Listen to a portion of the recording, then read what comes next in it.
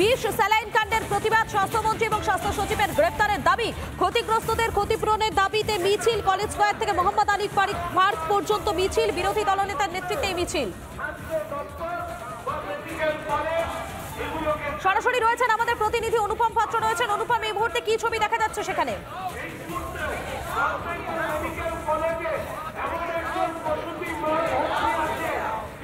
দেখো, তোমায় জানিয়ে রাখি যে আর কিছুক্ষণের মধ্যেই এই মিছিল শুরু হবে। তুমি দেখতে পাচ্ছ তার প্রস্তুতি এখানে সেরে ফেলা হয়েছে।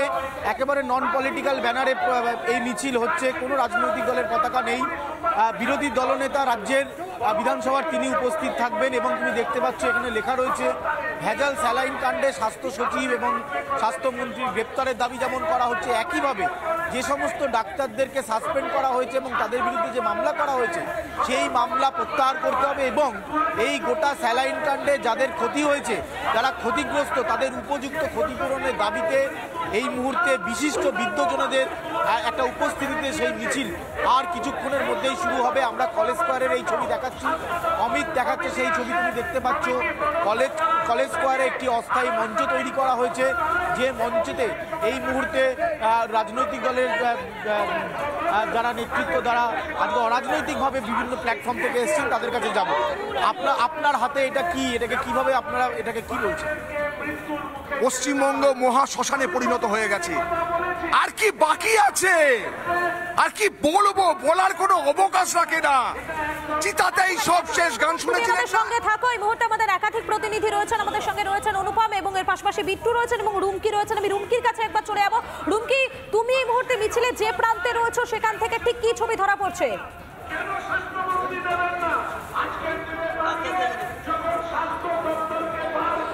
দেখো মধুকল্পিতা, এখানে শুধু মানুষের মাথায় চোখে পড়ছে, তার কারণ প্রচুর মানুষ, সমাজের বিভিন্ন স্তরের মানুষ আজকের এই মিছিলে হাঁটবেন। ছবিটা দেখানোর চেষ্টা করবো। এই মুহূর্তে সামনের সারিতে প্রচুর মহিলা রয়েছেন এবং এর পাশাপাশি প্রচুর মানুষ আজকের এই মিছিলে যোগদান করেছেন। তার কারণ তারা প্রতিবাদ জানাচ্ছেন রাজ্যের স্বাস্থ্য ব্যবস্থায় যেভাবে দুর্নীতি হয়েছে, যেভাবে বিষ স্যালাইন কাণ্ডে মৃত্যু হয়েছে এবং এই মুহূর্তে ক্রিটিক্যাল কন্ডিশনে রয়েছেন 3 জন প্রসূতি।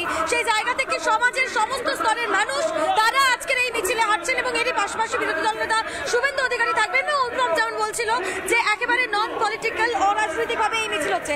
এই মুহূর্তে সামনের সারিতে যে তুমি থাকো আমাদের সঙ্গে রুমকি, অপরদিকে আমাদের অপর প্রতিনিধি বিট্টু রয়েছেন। আমি বিট্টুর কাছে চলে যাবো। বিট্টু, আজকের এই প্রতিবাদে বিরোধী দলনেতা শুভেন্দু অধিকারী তিনি নিজেও থাকবেন, তিনি নিজেও আজকের এই মিছিলে হাঁটবেন।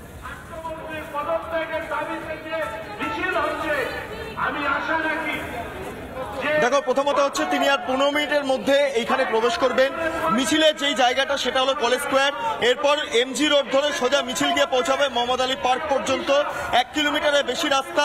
এই মিছিলটা নিয়ে দীর্ঘদিন ধরে একটা টালবাহানা চলছিল। প্রশাসনের তরফে এই মিছিলকে কার্যত স্বীকৃতি দেওয়া হয়নি, মিছিলে পারমিশন দেওয়া হয়নি, কিন্তু পরবর্তী ক্ষেত্রে কোর্টের নির্দেশে এই মিছিল এই মুহূর্তে হচ্ছে। কাজেই আর কিছুক্ষণের মধ্যে শুভেন্দু অধিকারী প্রবেশ করবেন। বিভিন্ন জায়গা থেকে, রাজ্যের বিভিন্ন জায়গা অর্থাৎ গ্রামাঞ্চল থেকে শহর, প্রত্যেক জায়গা থেকে দেখা যাচ্ছে প্রচুর মানুষজন এই মিছিলে এসে হাজির হয়েছেন। তাদের সঙ্গে কথা বলবো। আজকে স্বাস্থ্য ব্যবস্থার যে অবস্থা, আপনারা এসছেন কোথা থেকে? এখানে স্বাস্থ্য অবস্থা কিরকম রয়েছে? খুব খারাপ, খুব ভালো। সেই প্রতিবাদ কি এইখানে সবাই প্রতিবাদ এখানে হচ্ছে। আমরা যত পশ্চিমবাংলায় যত সব খুব খারাপ হচ্ছে, সেই জন্য আমরা সব মিলে এখানে প্রতিবাদ করি। আজকে আমি আরো কিছু ছবি দেখাবো। আমি একবার জাস্ট দেখাবো যে এখানে কোন কোন দাবিগুলোকে সামনে রাখা হচ্ছে। মূলত ভেজাল যে স্যালাইন কাণ্ড, সেই স্যালাইন কাণ্ডের পরিপ্রেক্ষিতে দাঁড়িয়ে খোলা হওয়ার ব্যানারে এই মিছিলটা এই মুহূর্তে হবে এবং এক্ষেত্রে যারা ক্ষতিগ্রস্ত হয়েছেন তাদেরকে ক্ষতিপূরণ দিতে হবে, সেই দাবিও যেমন তোলা হচ্ছে। একই সঙ্গে স্বাস্থ্যমন্ত্রী, তার পাশাপাশি স্বাস্থ্য সচিবকে গ্রেপ্তার করতে হবে, মূলত এই দাবিটাও সামনে রাখা হচ্ছে। আমি একবার যদি সামনে ছবিটা দেখাই, এই চত্বর থেকে মিছিল শুরু হবে। একদম এটা মিছিলের ফ্রন্ট লাইন এবং তার পেছনে একটি মঞ্চ তৈরি করা হচ্ছে। আমরা যেটা জানতে পারছি, শুভেন্দু অধিকারী আসবেন, এসে মঞ্চে বক্তৃতা রাখবেন এবং তারপর প্রায় 1.5 কিলোমিটারের মতো রাস্তা তিনি অতিক্রম করবেন পায়ে হেঁটে। বলে রাখা ভালো যে এই মিছিলে অনুমতি প্রথমে মেলেনি এবং পরবর্তী ক্ষেত্রে এই কোর্টের দ্বারস্থ হয়ে মূলত এই যে মিছিল, সে মিছিলে অনুমতি মিলেছে।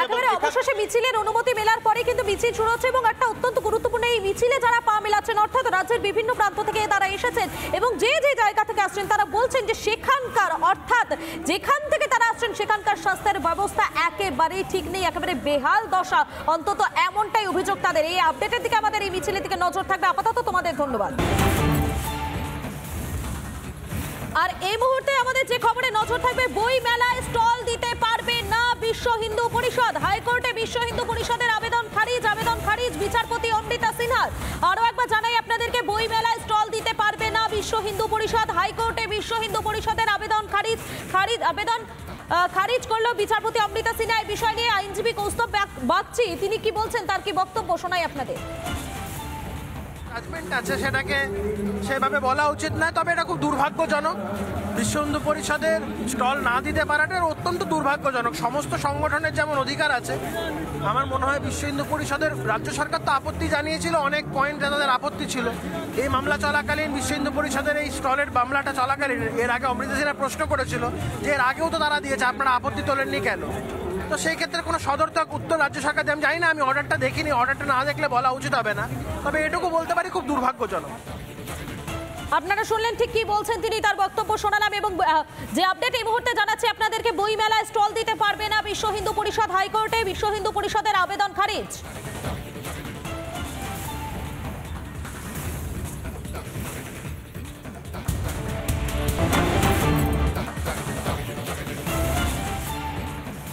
আর এই মুহূর্তে যে খবরে নজর থাকবে, হুড়মুড়িয়ে ভেঙে পড়লো মাটির বাড়ি, অল্পের জন্য প্রাণে রক্ষা পেলেন বাসিন্দারা। বাসুদেবপুরের কলমিজোর এলাকার ঘটনা, সহায় সম্বলহীন পরিবার আশ্রয় নিয়েছে অন্যত্র। সরকারি সাহায্যের আবেদন ক্ষতিগ্রস্ত পরিবারে। দেখুন একবার সেই ছবি, পশ্চিম মেদিনীপুরের দাসপুরের ছবি দেখাচ্ছি। হুড়মুড়িয়ে ভেঙে পড়েছে বাড়ি, অল্পের জন্য প্রাণে রক্ষা পেয়েছে বাসিন্দারা।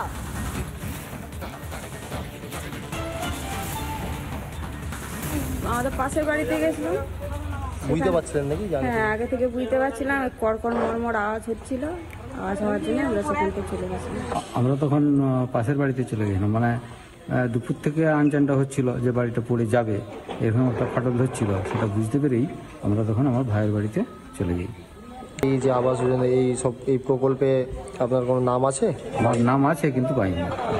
একটু দুপুর থেকে যখন মনে হলো যে কলকাতা বা ভেঙে পড়ে যাবে, তখন আমরা মোটামুটি মালপত্র না বার করেও নিজেরা প্রাণে বাঁচিয়ে বেরিয়ে। এখন কোথায় আছেন? অপরের বাড়ি। অপরের বাড়িতে 3টে ফ্যামিলি থাকতো, তাই তো? হ্যাঁ। আপনারা শুনলেন যারা বাসিন্দারা তারা কি বলছেন, তাদের কি বক্তব্য শোনালাম। হুড়মুড়িয়ে ভেঙে পড়েছে মাটির বাড়ি, অল্পের জন্য প্রাণে রক্ষা পেলেন বাসিন্দারা।